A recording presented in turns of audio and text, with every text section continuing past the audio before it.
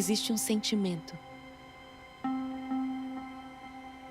O pulso do saber infinito. Quando você sente a unidade, você se junta a nós. Nós trouxemos vida para a Terra.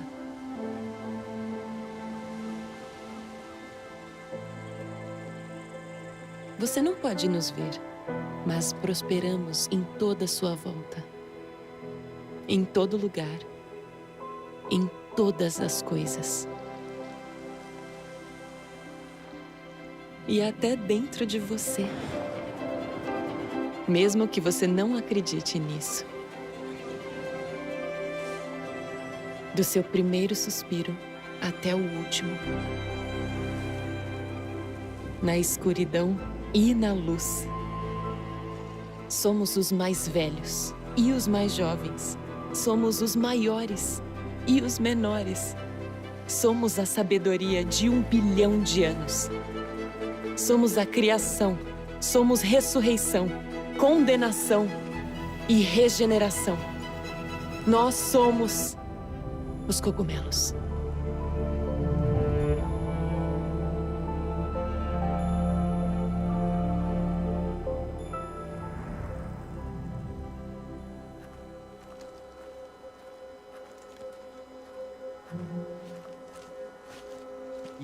Os cogumelos são muito sorrateiros e bem malandros.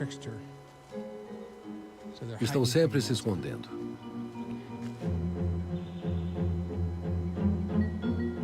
Estamos em território Agaricon. Tem uns espécimes grandes por aqui. É sempre interessante e emocionante explorar a floresta primária, mas não é sempre que a gente consegue encontrar uma nova cepa de Agaricon.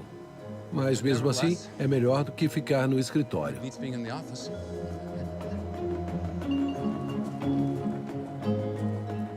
O fungo é um grande decompositor molecular. Mas o que é isso? Bom, eles digerem madeira. Eu estou aqui deitado na floresta. Ainda não cheguei no pico, mas aqui tem um pedaço de madeira no chão. Se eu estivesse deitado aqui e morresse, os fungos saltariam para me reciclar. Essa é a natureza.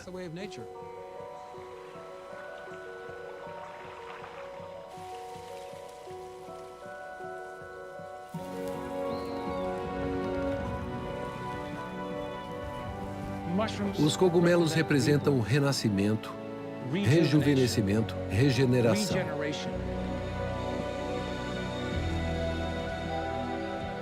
Os fungos geram o solo que dá vida. Nosso desafio hoje é entender a linguagem da natureza. Minha missão é decifrar a linguagem natural das redes fúngicas que interagem com o ecossistema. E eu acredito que a natureza é inteligente.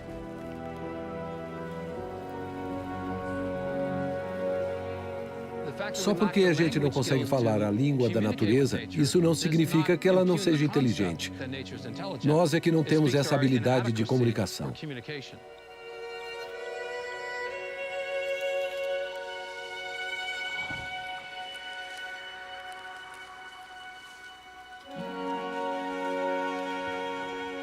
Se a gente não se organizar e começar a trabalhar junto em harmonia com os organismos que nos sustentam, não só vamos destruir esses organismos, mas vamos nos destruir também.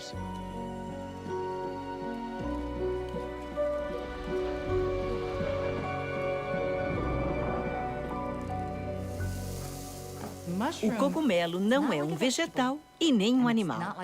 Ele está em algum lugar no meio. Os fungos têm um reino só deles.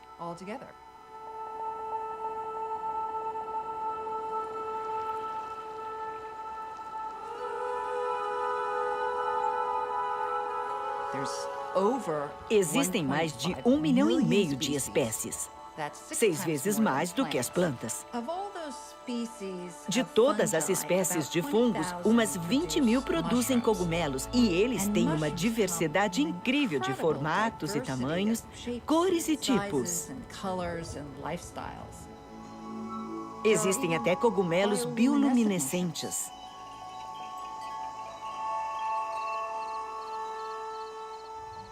Muita gente tem medo de cogumelos. As pessoas associam cogumelos e fungos ou mofo à morte e decomposição, e isso faz sentido.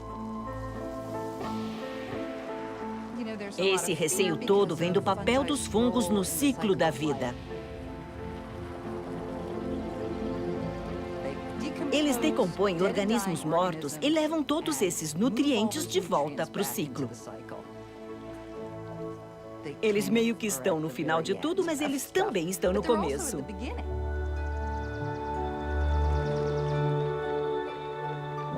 Quando você começa a trabalhar com cogumelos, você se sente atraído. Uma das grandes diferenças entre plantas e fungos é que as plantas evoluíram para chamar a atenção. Quando um tomate fica vermelho, ele está dizendo: "Ei, eu estou maduro, vem me colher." Os cogumelos não estão nem aí. Eles ficam no seu canto e muitos deles se escondem. Sempre que você colhe um cogumelo, você se depara com o dilema do onívoro. Eu sei se posso comer isso? Eu devo comer isso? Isso vai me matar? Isso é uma das coisas que assustam tanto nos cogumelos, porque é claro que tem alguns que podem até matar. Tem alguns que fazem mal para o fígado ou os rins, mas na verdade a floresta está cheia de frutinhas que também matam. Então é uma questão de conhecer melhor os cogumelos. Existe uma subcultura enorme de micófilos, de pessoas que são fanáticas por cogumelos. Elas caçam e comem cogumelos juntas. É um grupo que está sempre buscando diversão, com uma inclinação científica. É bem o meu tipo de gente. Esse é um tricoloma. Grifola frondosa. Esse é o Cortinarius lordogriseus. Agaricus bisporus. Isso é um líquen de cladônia. Comecei a ir nesses festivais e eventos e fui aprendendo cada vez mais. E isso mudou minha visão de tudo. Foi através dos cogumelos que eu tive uma compreensão mais profunda da natureza. Se a gente não tivesse os fungos, teríamos um acúmulo de material vegetal que sufocaria o planeta. Eles são mesmo essenciais. Decompõem a matéria orgânica para que outras plantas e animais possam usar. Eles são o trato digestivo da floresta. Um dos hábitos de vida dos fungos são os decompositores chamados de saprófitos, ou apodrecedores, se preferir. As leveduras e bolores usados para fazer cerveja, vinho e queijo são todos saprófitos. Tem até um bolor de penicilina no queijo gorgonzola ou roquefort. O bourbon é feito de milho fermentado por fungo. Mas essa capacidade de digerir as coisas é um talento, digamos assim, que a gente pode explorar para ajudar a resolver alguns problemas como a poluição. Os decompositores digerem tudo que for natural. Eles evoluíram para fazer isso. Tudo que for baseado em hidrocarbonetos. Então, isso inclui derramamentos de petróleo e outros poluentes. Essa é a verdade. Eu fiz parte desse experimento. Tinham 4 pilhas saturadas com diesel e outros resíduos de petróleo. Uma era uma pilha de controle, outra pilha foi tratada com enzimas, outra tratada com bactérias e a nossa pilha nós inoculamos com esporos de cogumelos. Os fungos absorvem o petróleo. Então, os fungos produzem enzimas, peroxidases, que quebram as ligações de carbono e hidrogênio. São elas que mantêm os hidrocarbonetos juntos. E os fungos ficaram saturados de petróleo. Quando voltamos 6 semanas depois e tiramos as lonas, todas as pilhas estavam mortas e fedidas. A nossa estava coberta por centenas de quilos de cogumelos ostra. Alguns estavam bem felizes, muito grandes. Isso mostrou que eles se nutriram bastante. Mas aconteceu outra coisa que foi uma epifania na minha vida. Eles esporularam. Os esporos atraem insetos. Depois vieram pássaros trazendo sementes e a nossa pilha se tornou um oásis de vida.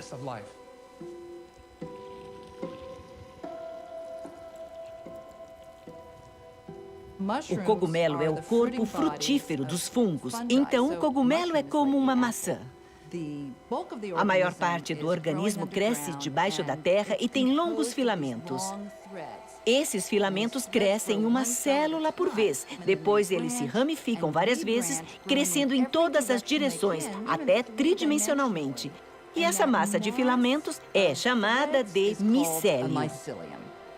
Quando o graveto cai no chão, você levanta e lá está o micélio. Ele está praticamente em todo lugar. O micélio tem mais redes do que nosso cérebro tem vias neurais e funciona da mesma forma, com eletrólitos e pulsos elétricos. Eles são a espécie mais comum do planeta e estão em todo lugar. Para ter uma ideia de quantos fungos existem na floresta, há cerca de 480 quilômetros de fungos embaixo de cada passo que você dá. E isso é no mundo todo.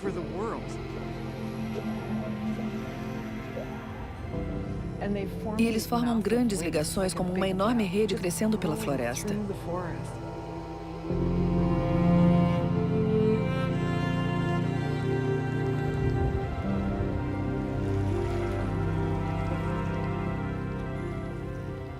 Os micélios, que crescem só até esse tamanho, podem ter trilhões, literalmente trilhões de ramificações.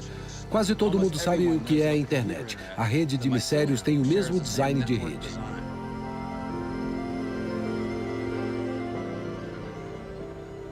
As árvores se comunicam através dos micélios. Eles conectam todas as árvores. Elas também usam os micélios para se alimentar. Ou seja, uma árvore pode trocar nutrientes com outra através dos micélios.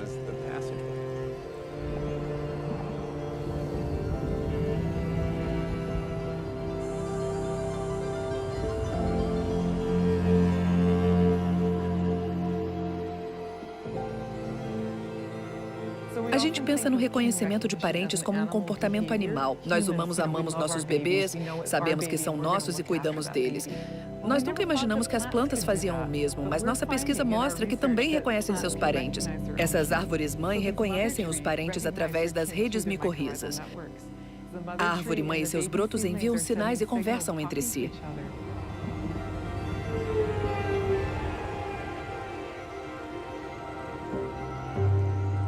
Quando elas se conectam e o carbono circula entre as plantas, as árvores ajudam as mais fracas. Se ela sabe que tem uma praga por perto e está em perigo, ela aumenta seu ambiente competitivo e afasta seus bebês para que eles se regenerem mais longe. É uma coisa mágica, que só é possível por causa dos fungos.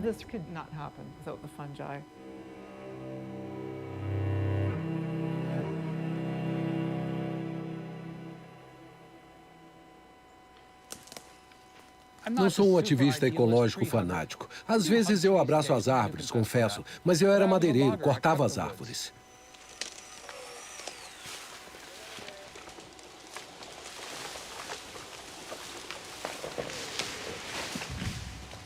É isso aí. Caramba, essa foi 2 por 1. Estamos cortando essas árvores e vamos deixar apodrecerem, mas tudo isso tem um propósito. Elas vão apodrecer com cogumelos shiitake, que são deliciosos e medicinais. Aí! Em setembro de 74, Paul era madeireiro em Darrington.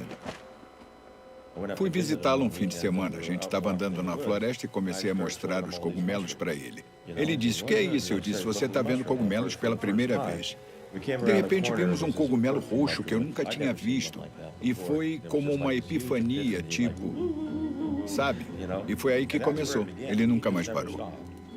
Esses são políporos vermelhos antigos. Polyporus elegans. Tem uma estipe peluda. Esse é um cogumelo rússula de camarão delicioso, opcionalmente comestível e cresce aqui na floresta primária. É raro ter amadores tão poderosos na ciência. A palavra amador significa alguém que ama. E ele ama os cogumelos. Ele é a prova de que o amador pode fazer pesquisa com credibilidade. E isso era assim antigamente. A gente sabe que no século XIX haviam vários grandes naturalistas amadores. Darwin era um deles.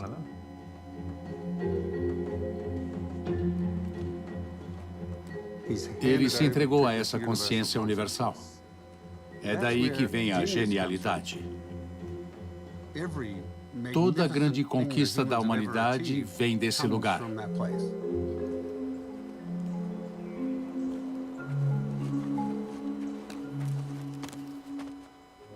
Eu cresci numa cidadezinha chamada Columbiana, em Ohio. Muito conservadora, muito religiosa. Meu irmão John foi para Yale e meu irmão Bill foi para Cornell. Então éramos uma família acadêmica. Mas eu tinha um problema de gagueira que afetava bastante a minha capacidade de me expressar. Fiz acompanhamento com fono por 6 anos. Não conseguia falar uma só frase sem gaguejar intensamente. E a fono não estava me ajudando. Não conseguia olhar as pessoas nos olhos. Então, a vida toda, eu sempre olhava para o chão. Se alguém falava comigo, eu olhava para baixo. Aí encontrei fósseis e cogumelos.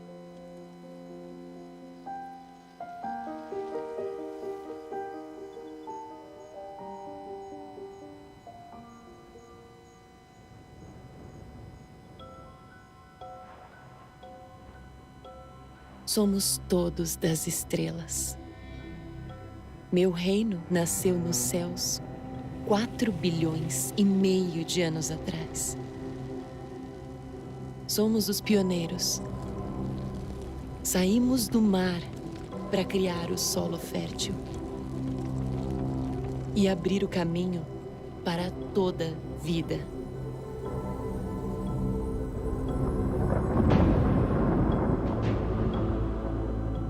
Na África do Sul, nos sedimentos de lava, foram encontrados uma forma de fungo, fósseis de micélio na lava com 2,4 bilhões de anos.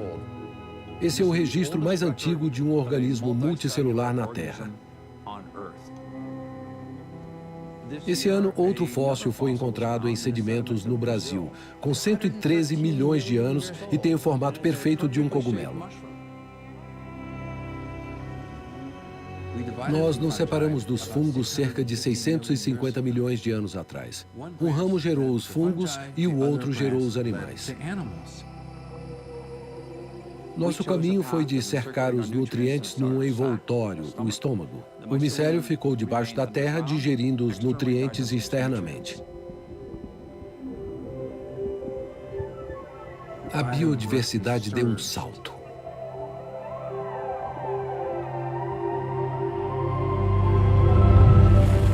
Até que tivemos grandes eventos cataclísmicos de extinção, quando os asteroides atingiram a Terra, lançando muitos detritos na atmosfera e bloqueando a luz do Sol. Plantas morreram, animais morreram, e os fungos herdaram a Terra.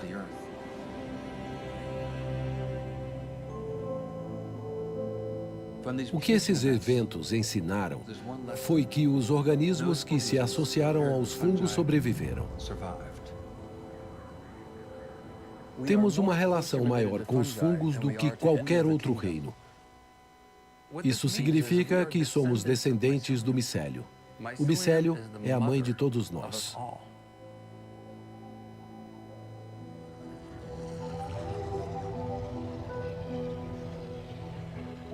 Seres vivos como os fungos são inteligentes no sentido de que eles reagem ao ambiente, buscam alimento e se defendem. Eles resolvem problemas. Isso é inteligência.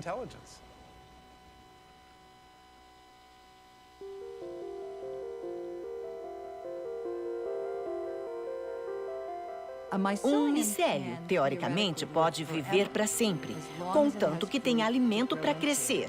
É por isso que o maior e mais antigo organismo do planeta é um fungo. Ele vive no topo de uma montanha no Oregon e tem milhares de hectares e milhares de anos.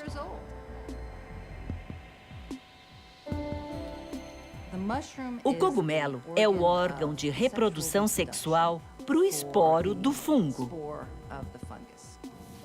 Os fungos não têm sementes, eles têm esporos. Os esporos são minúsculos sistemas transportadores de genes. Quando eles pousam em algo que podem comer, eles digerem o alimento e reabsorvem os nutrientes para poder seguir em frente e encontrar alimento em outro lugar.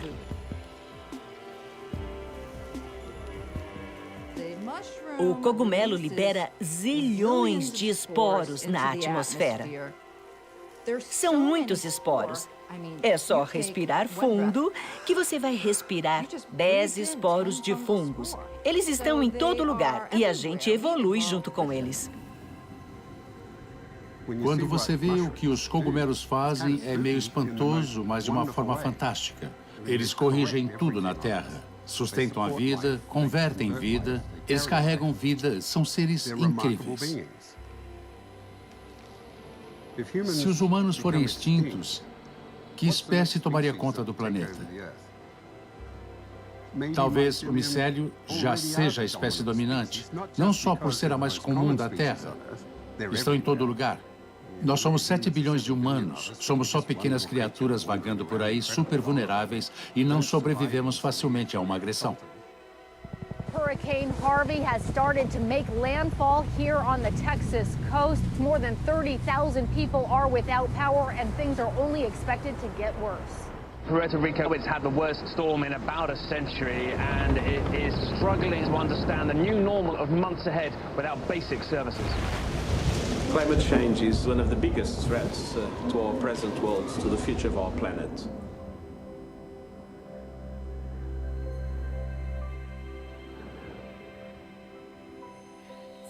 O CO2 é o principal gás de efeito estufa. Na fotossíntese, as plantas absorvem CO2 e liberam oxigênio.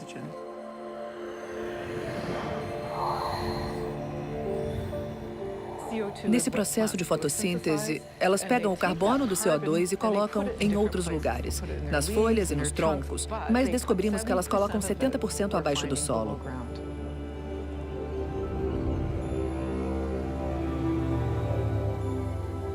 E os sistemas de raízes trocam esse carbono por nutrientes. O carbono vai parar nas paredes celulares dos fungos, onde ele é armazenado.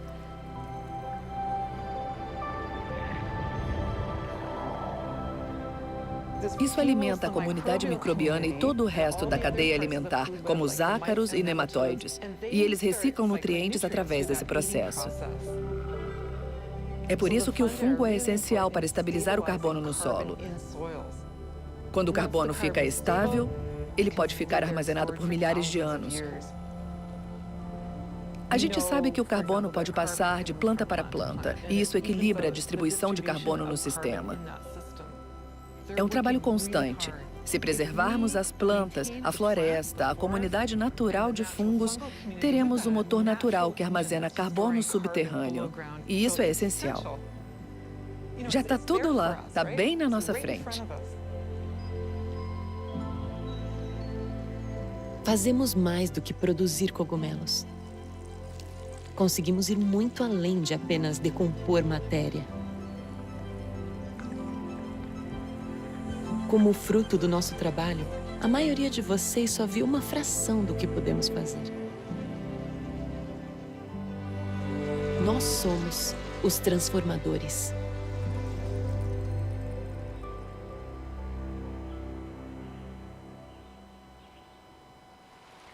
Acho que eu tinha uns 14 ou 15 anos quando meu irmão John me deu um livro chamado Estados Alterados de Consciência. O livro fala sobre Andy Weil e o conceito de consciência expandida, e isso me intrigou muito. Eu frequentava encontros cristãos de avivamento e via pessoas sendo salvas, e eu achava legal ver essas pessoas alcançando esse estado alterado de consciência. Então, eu achava que tudo isso era o mesmo conceito. Eu devo muito ao Andrew Weil. Acho que ele leu um dos meus primeiros livros, onde eu falo sobre caçar cogumelos, cogumelos psicodélicos, além de algumas referências a cogumelos medicinais. Foi um divisor de águas, sabe? Foi um despertar saber que outros também pensavam sobre consciência expandida. Então, eu emprestei esse livro para o meu amigo Ryan Snyder. O Ryan levou para casa e depois de um tempo perguntei, cadê meu livro, Ryan? E ele disse que o pai dele tinha queimado. E eu disse, queimou meu livro? Em vez de me devolver ou ligar para os meus pais, ele resolveu queimar o livro. Hoje eu tenho muito a agradecer ao pai do Ryan, porque o que ele fez despertou ainda mais o meu interesse. Se isso é tão poderoso para que alguém tome uma atitude tão drástica, então eu tenho que descobrir o que está por trás disso.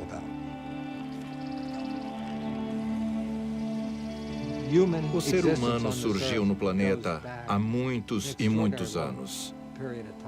E nós não temos nenhum registro concreto de boa parte desse período. É totalmente plausível, dado que os povos indígenas do mundo todo conhecem a fundo todas as plantas e sabem as diferentes combinações entre elas, que nossos ancestrais pré-históricos tiveram contato e que alteram a consciência. Em cerca de 2 milhões de anos, o córtex humano triplicou de tamanho e o cérebro cresceu num período muito curto em termos evolutivos. 2 milhões de anos não são nada quando se trata de evolução. O que desencadeou isso? No final dos anos 70, Terence McKenna e seu irmão Dennis McKenna foram os primeiros a propor a teoria do macaco chapado. Hoje sabemos que 22 primatas, 23 incluindo o homem, consomem cogumelos. A ideia é que nossos ancestrais desceram das árvores para rastrear animais através do cocô deixado para trás. Na zona subtropical, o cogumelo mais comum encontrado no estrume de vaca é o Psilocybe cubensis, um cogumelo mágico muito potente. Um dos efeitos mais comuns dos cogumelos e outros psicodélicos é a sinestesia. Sinestesia é a percepção de uma modalidade sensorial em outra, como ouvir cores, por exemplo, ou ver música.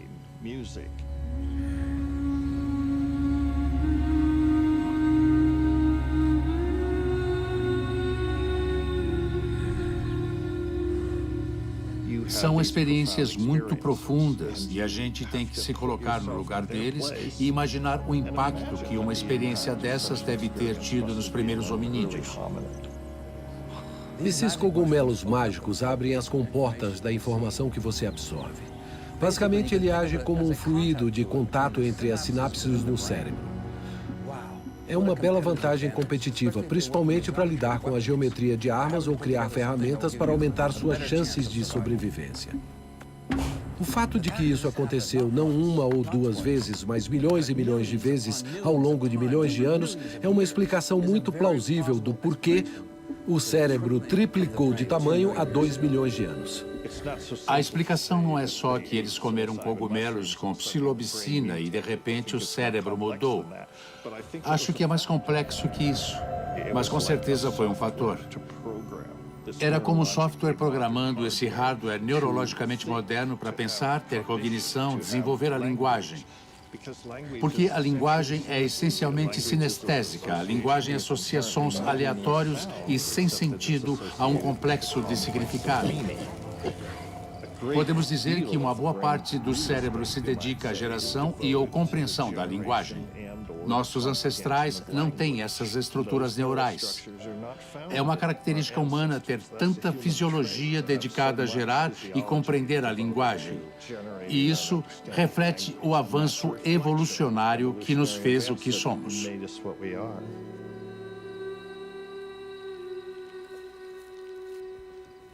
Por muito tempo, eu não tinha acesso a esses cogumelos. Quando eu estava em Ohio, eu comprei um saco de cogumelos mágicos, mas não tinha um guia. Ninguém me falou quanto devia consumir. Então, tinha um saquinho desse tamanho e pensei, bom, isso deve ser uma dose. E comi tudo. Para quem não sabe, isso é 10 vezes mais do que a quantidade certa a se consumir.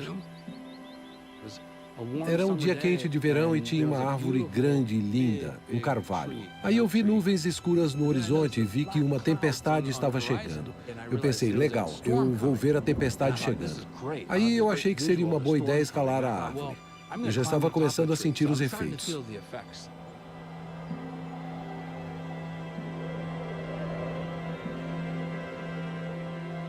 Eu senti ondas, onde o ar ficou líquido e aparecia um campo de distorção pela paisagem visual. Nunca tinha visto isso antes.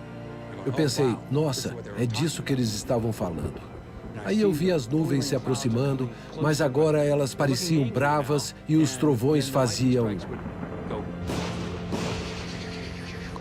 E depois os fractais geométricos emanavam dos raios. Logo depois, eu vi mosaicos de padrões matemáticos e figuras geométricas coloridas flutuando nesse campo de visão onde as ondas atravessavam. Eu nunca tinha visto nada parecido na vida inteira. O vento aumentava, a chuva caía e eu fiquei com muito medo. Foi aí que eu me dei conta que eu estava na árvore mais alta, no topo da colina na tempestade. Não é o melhor lugar para ter uma experiência espiritual. Eu agarrei a árvore com toda a minha força. Ela era o meu pilar, minha ligação com o centro da Terra, e eu me senti seguro abraçando aquela árvore. Raios em toda parte, trovões estourando. Só um segundo entre um relâmpago e um trovão, chegando cada vez mais perto. E eu estava morrendo de medo de não sobreviver. E nessa experiência terrástica terrível e fantástica ao mesmo tempo, eu estava na árvore pensando no que eu devia focar. E eu disse, Stamets, você não tem problema, mas você gagueja toda hora.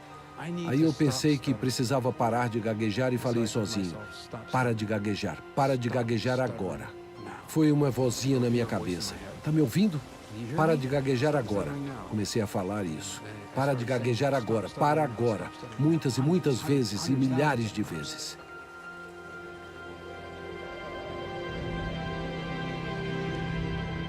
Quando a tempestade passou, eu desci da árvore, totalmente encharcado. Apaixonado pela vida, pela natureza, por aquela árvore. Aquela árvore era tão importante para mim. Eu fui para casa e dormi. Não falei com ninguém. Acordei no dia seguinte e tinha uma mulher muito linda que eu gostava muito, mas não conseguia olhar nos olhos dela, porque eu tinha medo de gaguejar e passar vergonha. Era melhor evitar qualquer contato social, mesmo gostando dela. E ela gostava de mim, mas eu não sabia como lidar com aquela tensão. Então ela passou por mim, me olhou e disse, bom dia, Paul. E pela primeira vez eu olhei bem nos olhos dela e disse, bom dia, tudo bem? E parei de gaguejar de uma vez por todas.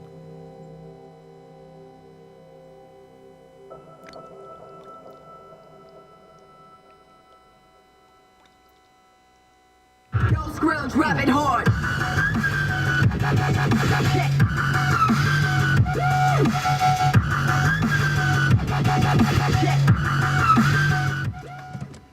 Essa é a novidade que meus funcionários estão ouvindo. Eu sempre descubro novas músicas com eles. A gente adorava música alta para os cogumelos nos laboratórios, deixa todo mundo sincronizado. A gente tem muita comunicação não verbal no laboratório, sem conversar. Tem muita bactéria na boca, então tentamos não falar. Tem muito gesto e conhecimento. Então, por que não ter uma música alta? Meu pai era empresário. Eu jurei não seguir os mesmos passos, mas eu queria ser independente. Então, criei uma empresa de entrega por correio para me manter e ajudar outros amantes de cogumelos. Quando começamos era muito difícil naquela época. Não tínhamos os recursos. A gente colocava anúncios na revista Organic Gardening. Na época só tinha 3 emissoras de TV. Eu criei essa empresa para comprar equipamentos por atacado para o meu laboratório. Eu acho incrível que a gente tem quase 100 funcionários e milhares de meios de comunicação. Eu achava esses cogumelos tão poderosos e queria estudar eles. Esse cogumelo é chamado de reishi, ou lindsay, o cogumelo da imortalidade. Ele é um dos cogumelos mais fascinantes e interessantes que já cultivamos. Ele fortalece a imunidade de pessoas e abelhas também.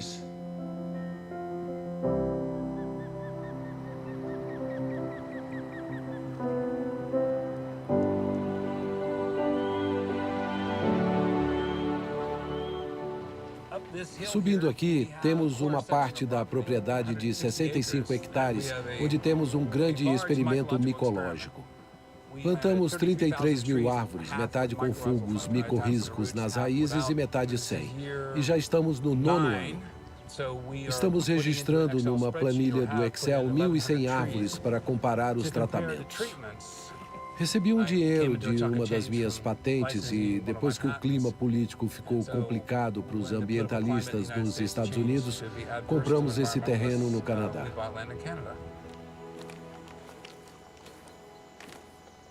Eu acho que o fato dele não ter seguido o caminho acadêmico tradicional ajuda a explicar por que ele se propõe a explorar ideias que ninguém mais tem interesse. Me sinto honrado de ter sido o primeiro a descobrir algumas coisas. Hoje eu tenho 5 patentes de fungos estomopatogênicos. São fungos que infectam insetos, principalmente cupins. O maior problema na comercialização de biopesticidas de fungos é a propriedade de repelência dos esporos. Os insetos evitam os esporos desses fungos. A defesa deles é tão forte que, se um operário sair e tiver contato com o fungo, quando ele voltar para o ninho, os guardas capturam o operário infectado com os esporos, levam ele a um cemitério e cortam a cabeça dele. E depois os 2 guardas ainda se suicidam. Isso é para proteger a rainha, o ninho e a colônia da infecção.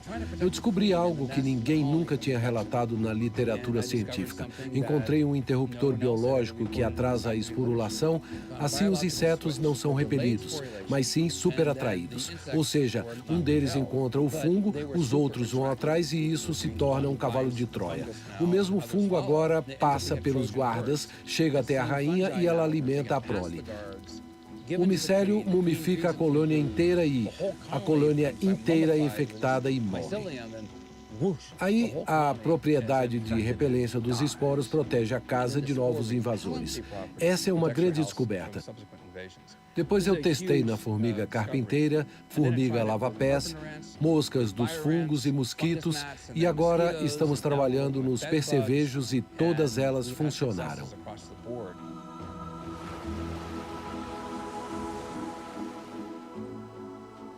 Os fungos estão em todo o ecossistema. Eu vejo isso como grandes depósitos ecológicos ao nosso redor.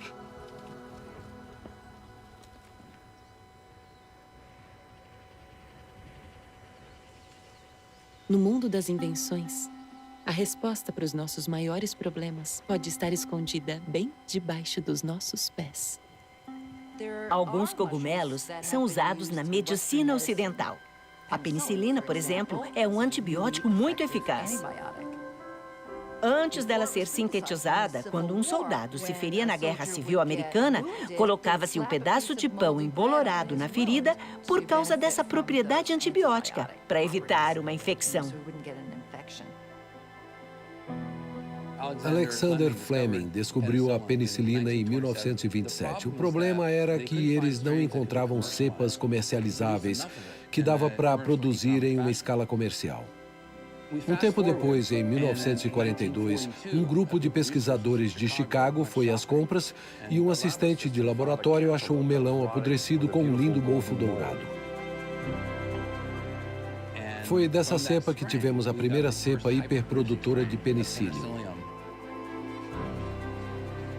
A penicilina literalmente salvou dezenas de milhares de vidas de soldados. Os ingleses tinham o remédio, mas os alemães e os japoneses não.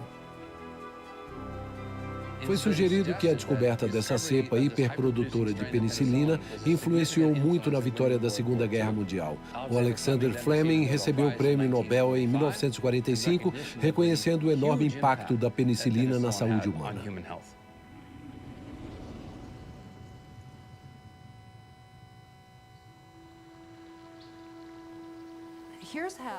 A gente entende que os cogumelos medicinais funcionam assim. Um fungo produz várias enzimas. É como uma guerra química para combater a concorrência por alimentos, como outros micróbios, outros fungos, bactérias e vírus. É por isso que o antibiótico funciona.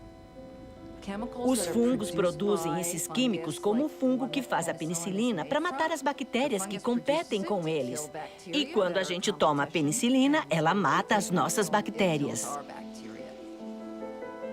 O uso medicinal de cogumelos no leste da Ásia é uma tradição antiga, principalmente na Coreia, China e Japão. Aparentemente, eles reforçam e protegem os mecanismos naturais de defesa do corpo. As aplicações deles atendem nichos que a farmacologia ocidental não supre. A medicina ocidental se concentra em identificar e eliminar o agente da doença. Isso é importante, mas não fazemos quase nada para promover o lado bom.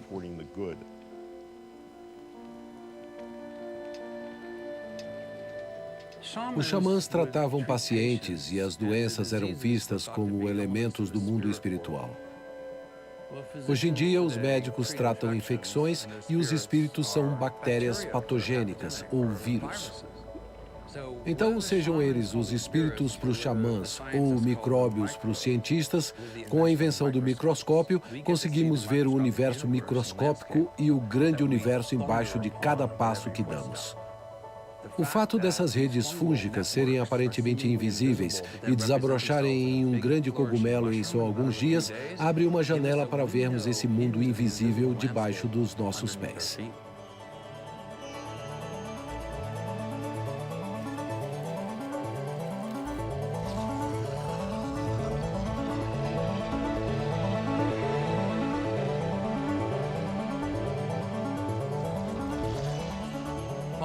As redes de fungos se defendem de vetores de doenças há milhões de anos. Pandemias virais acontecem regularmente. Entre 1347 e 1353, a peste negra matou 1/3 da população europeia. A pandemia da gripe espanhola em 1918 matou 2% da população mundial, milhões e milhões de pessoas. Todo mundo sabe da possível ameaça do bioterrorismo, mas poucos sabem que os europeus estavam ativamente envolvidos, mesmo que não soubessem, em bioterrorismo contra os povos indígenas, principalmente no Novo Mundo, na Mesoamérica. Eles trouxeram doenças e os nativos doentes não conseguiam lutar contra os invasores. É uma ironia da história que agora o governo dos Estados Unidos queira proteger as pessoas de uma pandemia viral. Paul Stamets cultured numerous strains in his lab and prepared natural extract. He then submitted samples to the Defense Department's BioShield program for testing. E, ironicamente, eu sou grato ao Dick Cheney e George W. Bush. It is vital that our nation discuss and address the threat of pandemic flu now. O financiamento dessa pesquisa gerou algumas novas descobertas que ainda estamos elaborando. O que sabemos sobre essas redes miceliais é que elas são membranas com aprendizado. Elas são organismos de autoaprendizagem e baseados em rede que compartilham e armazenam conhecimento. O micélio está se vacinando contra patógenos no ecossistema. Podemos aproveitar isso porque muitos dos mesmos patógenos bacterianos que infectam os fungos também infectam os animais. Encontramos novas moléculas altamente ativas contra os vírus da varíola, moléculas altamente ativas contra o HPV, o papiloma vírus humano. Muitos cientistas estão tentando descobrir o próximo antibiótico, a próxima penicilina, mas ainda exploramos muito pouco o genoma fúngico, principalmente na forma de cogumelos. Pense nisso, as florestas primárias com esses fungos antigos são grandes fontes de possíveis compostos que podem combater vírus pandêmicos. Preservar essas florestas é uma questão de defesa nacional.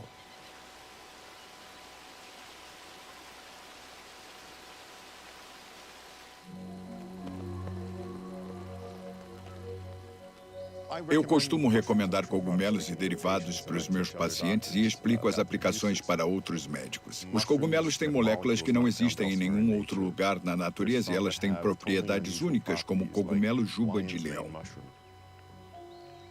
O juba de leão é um cogumelo globular em forma de pingente de gelo. Tem gosto de lagosta ou camarão quando cozido e foi descoberto por um pesquisador japonês chamado Kawagishi em 1993. Eu não tenho a menor ideia de como ele fez isso, mas ele descobriu que esse cogumelo estimula a regeneração dos neurônios. Ele postulou que poderia ser um tratamento eficaz contra o mal de Alzheimer. Como o Alzheimer não tem cura e ele não é tóxico, a gente tem que testar. Os cogumelos são organismos totalmente únicos e são ignorados por tanta gente, mesmo sendo uma interface essencial entre todas as formas de vida.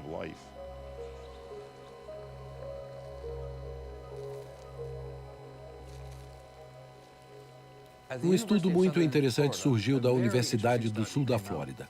Camundongos foram condicionados a ter uma resposta de medo. Um som tocava quando eles sentiam dor.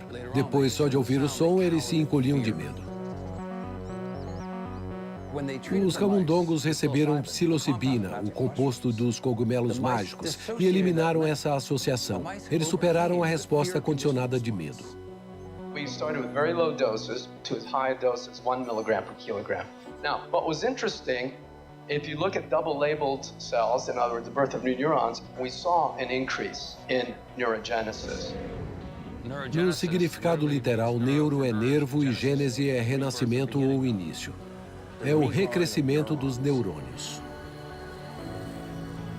Eles não usavam as mesmas vias neurais de antes.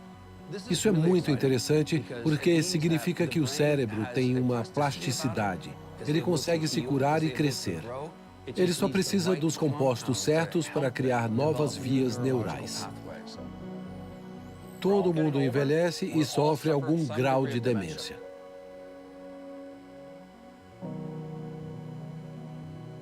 Que compostos a gente pode tomar para melhorar e preservar a neurogênese? Conheço muita gente que nunca comeria cogumelos com psilocibina.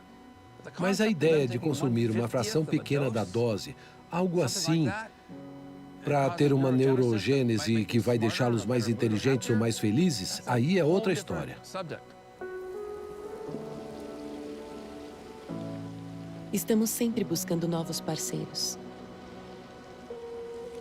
Relacionamentos que geram vida. Ou, pelo menos, para nutrir a próxima etapa da nossa jornada.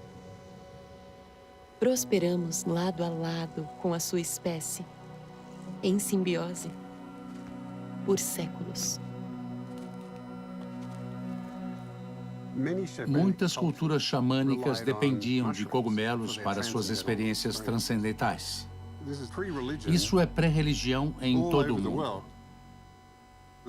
Era tudo sobre a conexão do indivíduo com o mundo espiritual ou o mistério que é o significado da vida. Esses são antigos artefatos da cultura maia. São chamados de pedras de cogumelo. Esta pode ser a maior coleção de pedras de cogumelo no mundo. A cultura maia era muito micofílica e eles reverenciavam essas pedras como divindades pela espiritualidade e também para prever exércitos invasores e como se defender deles.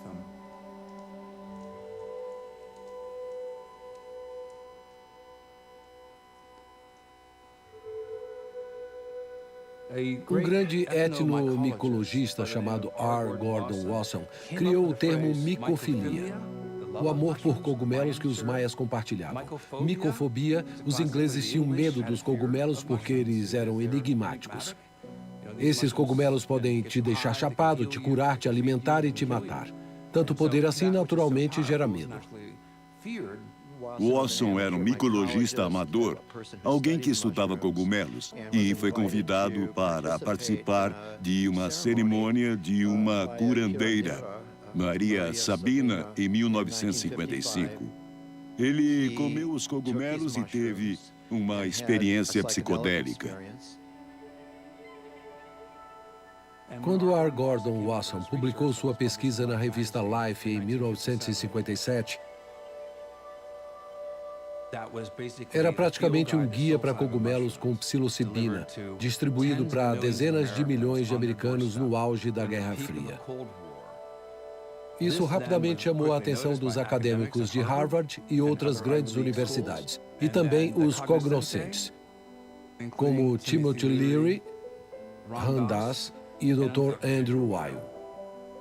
Por que os cogumelos produzem moléculas que se encaixam nos receptores do cérebro e do corpo humano? O que isso quer dizer? O que significa? Significa que a gente deveria estar consumindo eles? Os psicodélicos nos anos 50 e 60 estavam na vanguarda da pesquisa psiquiátrica. Tivemos estudos notáveis com achados muito promissores. Psicodélicos fizeram parte da pesquisa psiquiátrica por 30 anos e várias indicações muito interessantes foram pesquisadas. Os melhores dados foram sobre alcoolismo. Descobrimos que ter uma experiência mística durante uma sessão era o melhor indicador de um resultado positivo, que era continuar sóbrio durante o longo período de acompanhamento. Era muito impressionante. Algumas dessas drogas escaparam do laboratório, como costumam dizer. Milhões de pessoas estavam usando. E isso desencadeou uma força radical no Ocidente.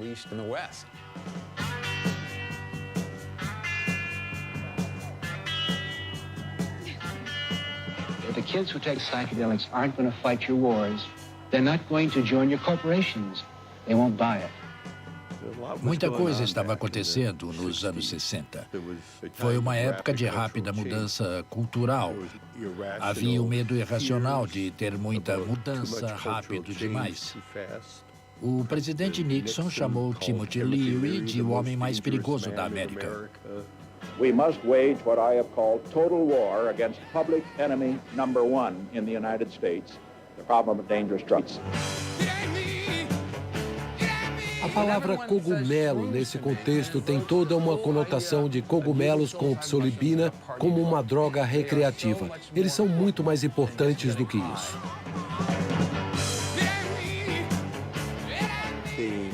O movimento de marginalizar os principais psicodélicos é incrivelmente complexo e deflagrou um movimento de contracultura, um movimento anti-guerra, um movimento anti-establishment. Mas havia muitas forças em jogo.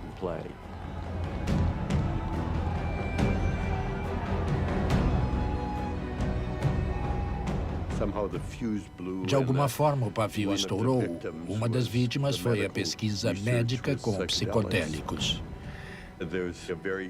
Havia um clima muito irracional e anticientífico que foi alimentado até em panfletos do governo, com informações distorcidas que não eram cientificamente corretas.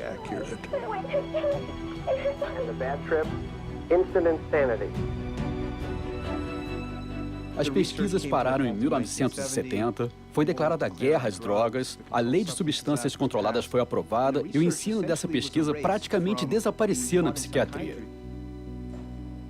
Talvez eu tenha a duvidosa honra de ter sido o último a aplicar psilocibina a um paciente com câncer no Centro de Pesquisa Psiquiátrica de Maryland, antes da pesquisa ser totalmente encerrada.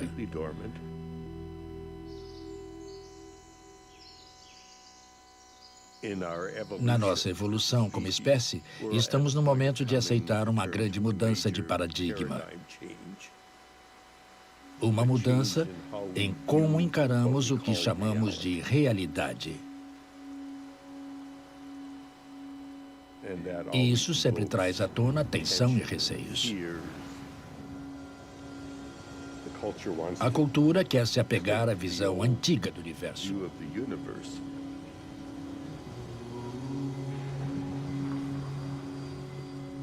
Você se dá conta que até agora sua perspectiva da realidade era limitada.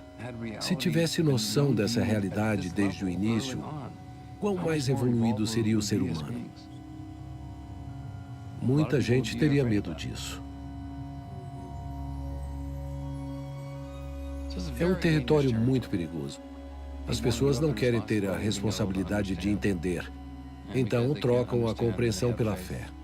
E depositam essa fé em outras pessoas que dizem que entendem. Acho que isso tem tudo para gerar uma relação predatória.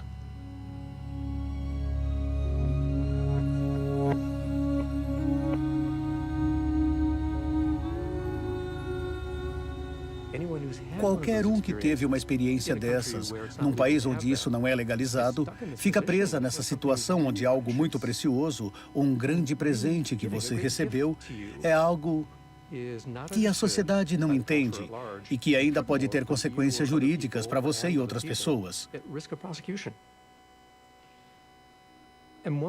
Um jeito de reagir a isso é ficar com raiva e querer lutar contra isso. Outro jeito é tentar explicar para as pessoas o que está acontecendo aqui. E quando as pessoas entenderem, aí vamos ter mais aceitação e respeito. Existem vários idosos morando na Bay Area que dedicaram parte de suas carreiras na psicologia ou estudos religiosos e que acabaram sendo convidados para uma pequena conferência em Esalen, chamada Simpósio de Drogas Psicodélicas do Pacífico.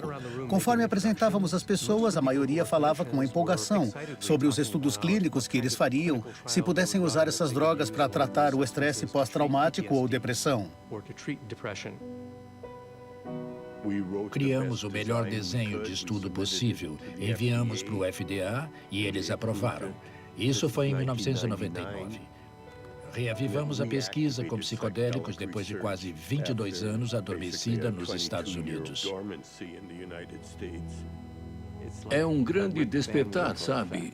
Tudo isso acordando depois de 20 anos. As metodologias, as perguntas que podemos fazer em tantos níveis diferentes.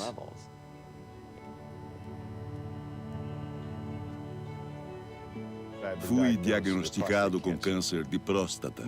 Meu caso era tão ruim que meu prognóstico era... Sabe, minhas chances eram praticamente nulas. Fui diagnosticada com câncer renal. Me falaram que era hora de me preparar para o pior. Fiquei sabendo desse estudo num folheto que meu oncologista me deu. Ele me disse que era algo que poderia ajudar a aliviar a ansiedade. E eu fui aceito no estudo. O mais importante é lembrar que você está sempre seguro e a gente recomenda que você aceite e permita tudo que aparecer. Mesmo que você não goste, é melhor aceitar do que tentar fugir e evitar. Depois que um voluntário entra no estudo, ele passa pela preparação, pelas sessões de psilocibina e pelos acompanhamentos de integração.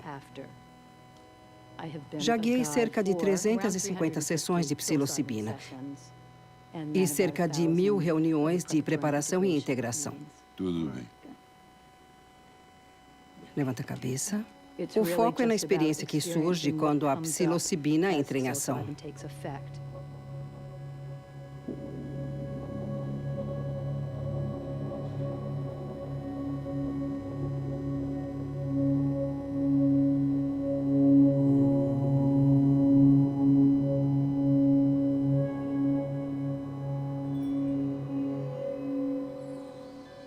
Na parte mais intensa dessa jornada, esse mundo e as coisas que importam para a maioria das pessoas, família e tudo mais, a experiência não tem nada a ver com isso. Dizem que não dá para explicar as coisas místicas, e é bem por aí mesmo. É uma sensação de poder tão imenso que nem dá para imaginar. Nunca senti nada parecido antes. É como se estivesse num lugar de espaço infinito e apenas ficar lá.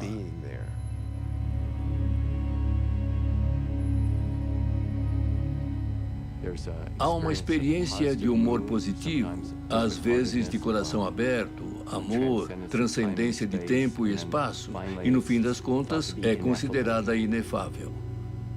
As pessoas dizem que não tem como descrever a experiência.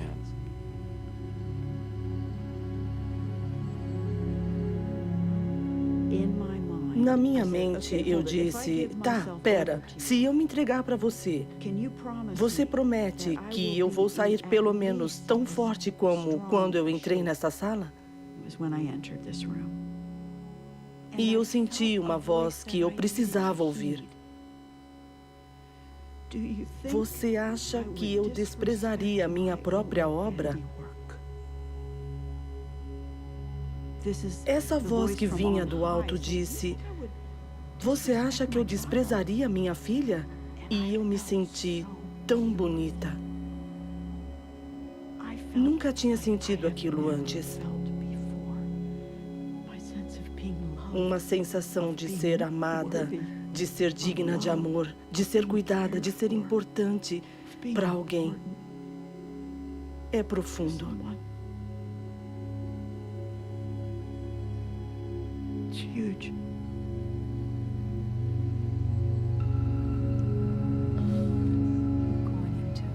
Continue assim, você está indo bem.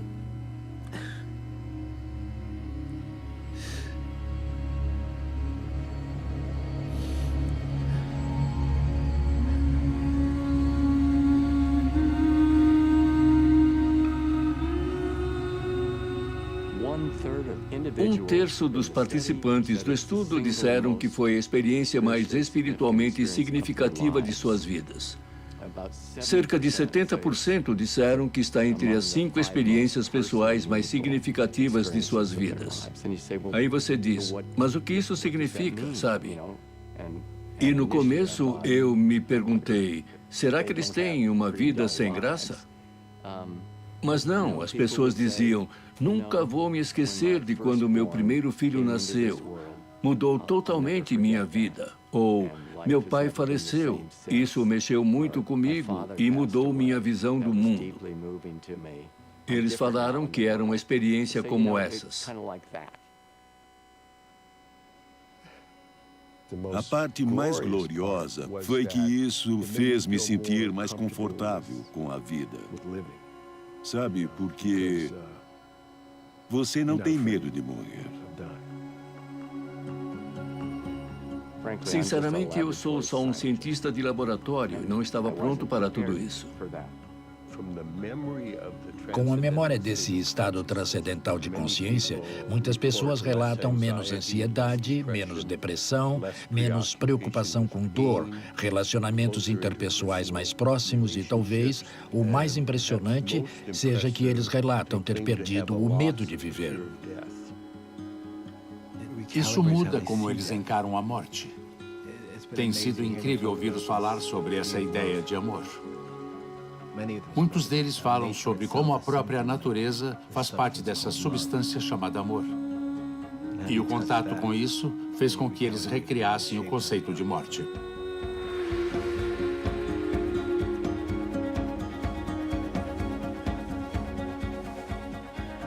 A equipe de pesquisa de psilocibina do Johns Hopkins concluiu e ainda conduz um total de 9 estudos, e isso chamou a atenção do mundo todo.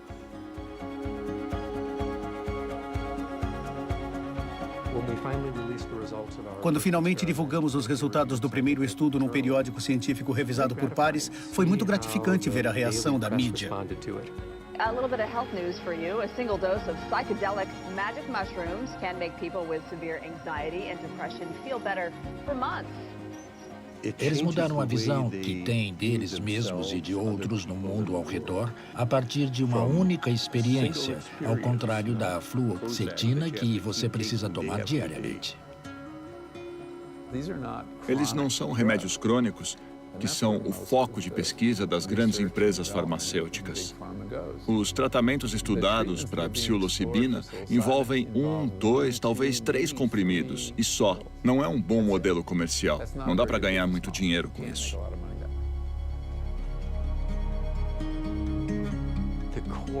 A essência dessa experiência mística é um mistério, na verdade. É um mistério existencial de o que a gente está fazendo aqui, qual é o sentido de tudo isso. E essa é uma experiência muito edificante de se ter. Como um todo, há um sentimento de fazer parte de uma rede maior.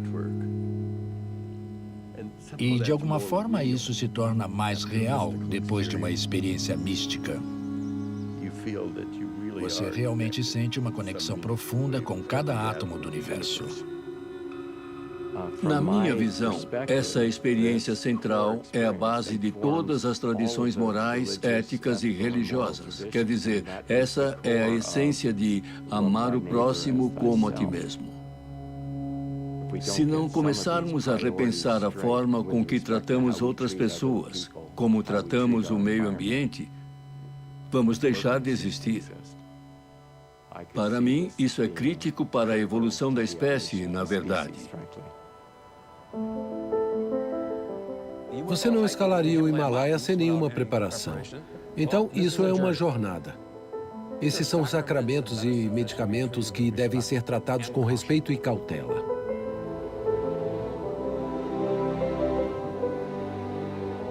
É como se você fosse a sua própria igreja pessoal. Você senta e admira o universo.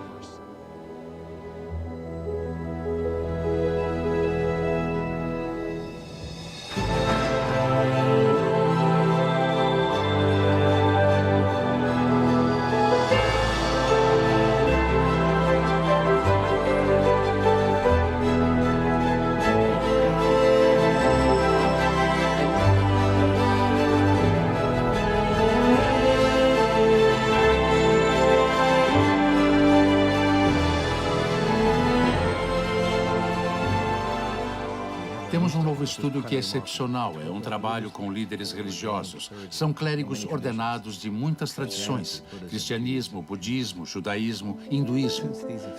Como essas experiências são a essência das principais religiões, por que não trazer líderes religiosos que passaram suas carreiras estudando esse mundo para ter essa experiência?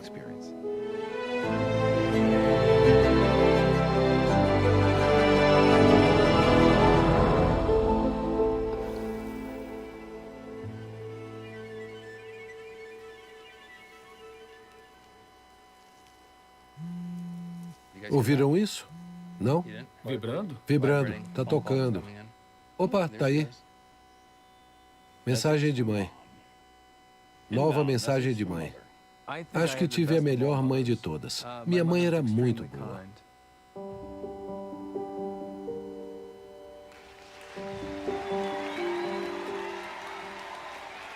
Outro cogumelo que fortalece o sistema imunológico é o cauda de peru. Esses cogumelos também são usados há mais de 1000 anos. Isso teve um impacto pessoal em mim em junho de 2009, quando minha mãe de 84 anos me ligou e disse: "Pô, eu preciso falar com você sobre algo muito sério." Ela disse: "Meu peito direito está 5 vezes maior que o esquerdo. Tenho 6 gânglios linfáticos inchados do tamanho de nozes."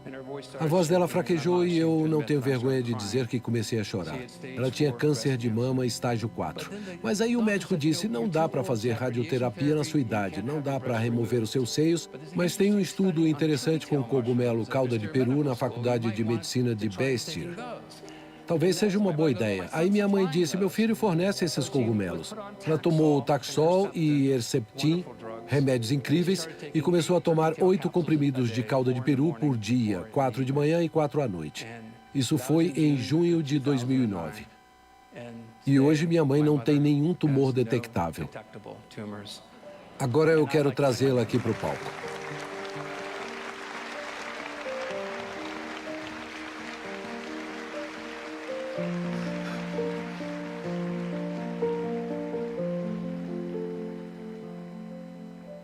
Só vivendo isso para acreditar. Aliás, obrigado por me dar a luz, sou muito grato. Ah, faz tempo que não me agradece, não é? Foi relatado na literatura que cogumelos medicinais como cauda de peru melhoram o desempenho de drogas quimioterápicas. Ela é um exemplo vivo disso.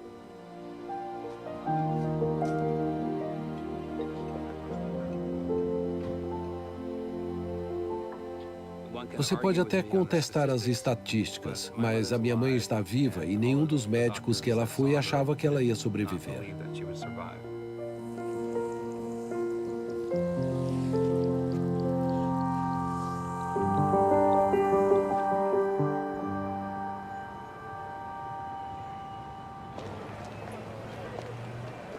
It is my great honor to introduce Paul Stamets.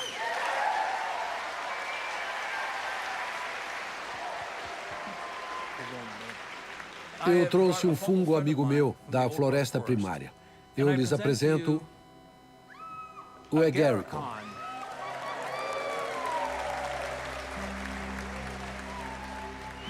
O Agaricum foi descoberto em 65 d.C.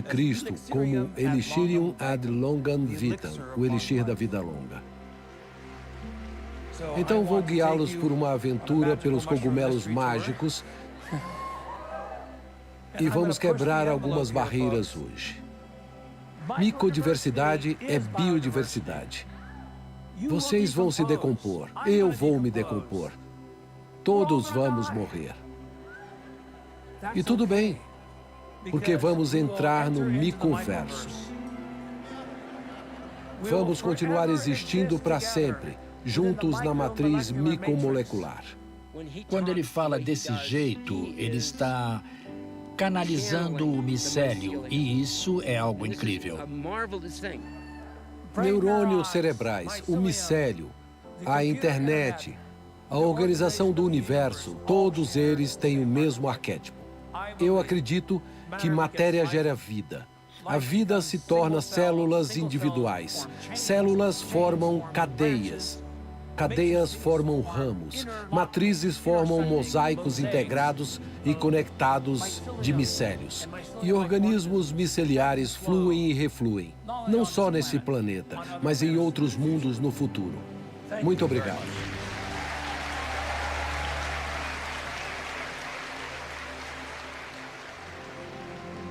O Paul é ótimo em nos trazer informações sobre todos esses aspectos dos cogumelos. E isso inspirou todos esses jovens. Agora a gente tem pessoas como o Fred Cotter continuando o trabalho que o Paul começou, falando sobre biopesticidas, formas de desintoxicar o petróleo. Todas essas coisas incríveis que só surgiram porque pessoas como o Paul trouxeram isso para a cultura em geral. E os jovens agora se juntam à causa e trazem ainda mais ideias sobre o que os cogumelos podem fazer por nós.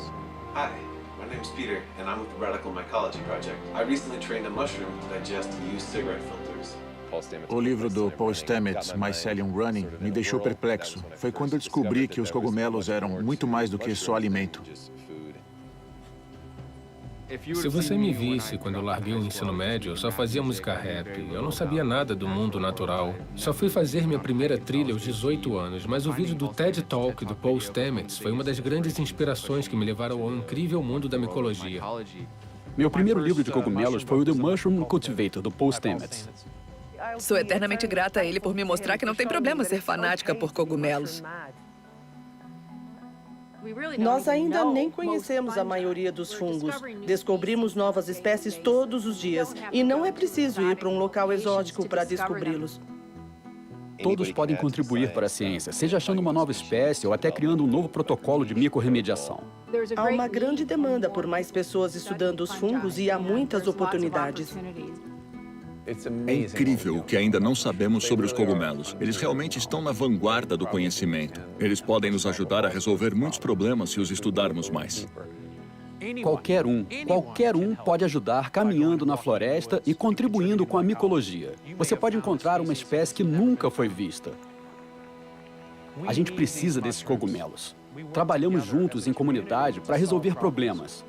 A nossa comunidade pode curar esse planeta. Estima-se que 2/3 do nosso suprimento de alimentos dependem da polinização das abelhas. Infelizmente, abelhas estão morrendo rapidamente em todo o mundo e isso é muito perigoso para a biossegurança do planeta. Então comecei a explorar formas de ajudar a salvar as abelhas. Notei que no verão há um comboio constante de abelhas indo das minhas colmeias para o micélio. Foi aí que me dei conta, talvez as abelhas se beneficiem dos extratos miceliais por causa das propriedades antivirais. Então, eu cultivei as cepas mais agressivas e apliquei. Começamos a testar os efeitos desses extratos e ajudar as abelhas a sobreviver. Alguns desses extratos fúngicos são ótimos na redução da carga viral em abelhas. Então, esse fungo ajuda a combater infecções virais em insetos. We're using mushrooms to create an entirely new class of materials, which are totally compostable at the end of their lives. The researchers found that when they heated a portobello mushroom skin to roughly 2,000 degrees Fahrenheit, it became a lattice of carbon nanoribbon that could be used in battery design because it allows a good amount of surface area for storing energy. Você pode filtrar água, criar compostos medicinais quase instantaneamente. Fomos a campo no Haiti, eles achavam que tínhamos superpoderes. Aí eu dizia para eles, logo, logo, vocês vão ter superpoderes também. Vindo de um passado sem nenhum treinamento, trabalhar num laboratório foi muito empoderador. Me senti um super-herói capaz de qualquer coisa. Agora é uma agricultora de cogumelos. Esporulando, esporogasmo. Vejo minha espécie como parte de um todo maior. Em vez de estar no topo da pirâmide, é ser um dos organismos dentro do círculo. E o círculo é composto de micélio, sustentando todos nós.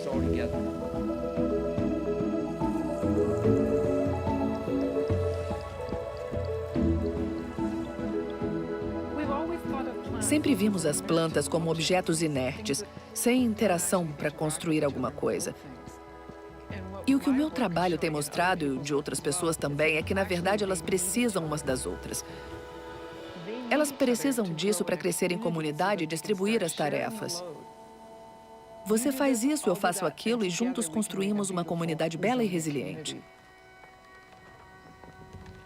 Eles têm uma capacidade incrível de transformar tudo rapidamente. Se conseguirmos trabalhar juntos, se entendermos, se os humanos entenderem, podemos mudar tudo rapidamente. Então, tenho muita esperança. Temos que pôr a mão na massa e deixar a natureza agir.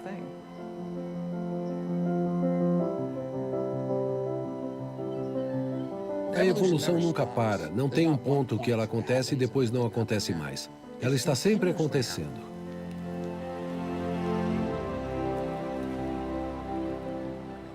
Um conceito básico da evolução é que os mais fortes e mais aptos sobrevivem através da seleção natural. Além disso, as comunidades sobrevivem melhor que o indivíduo. A comunidade depende de cooperação e eu acho que esse é o poder da bondade. A evolução é baseada no conceito de benefício mútuo e na oferta de generosidade. Quando a gente vê, a gente entende. E quando a gente entende, a gente se importa. E quando a gente se importa, a gente faz algo para proteger. Precisamos mudar o paradigma da nossa consciência. Como alcançar isso? Não somos um indivíduo. Somos uma vasta rede de moléculas, energias e comprimentos de onda. A interconectividade do ser é o que nos define.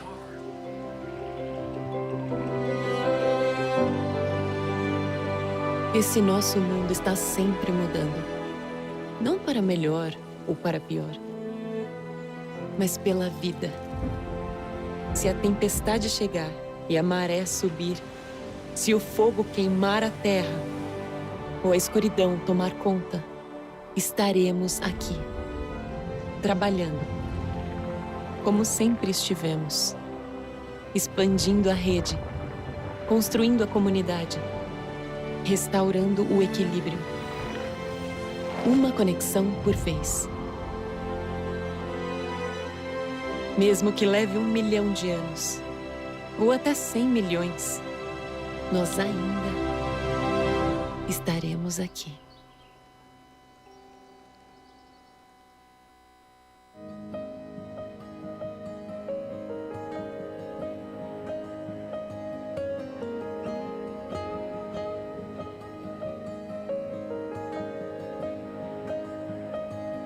There's a whole wide world right under our feet.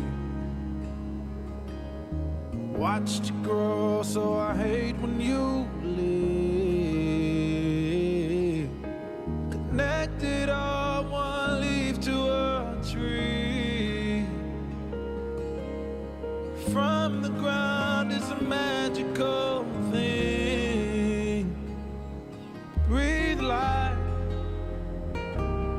Break down, breathe in, break out this wall.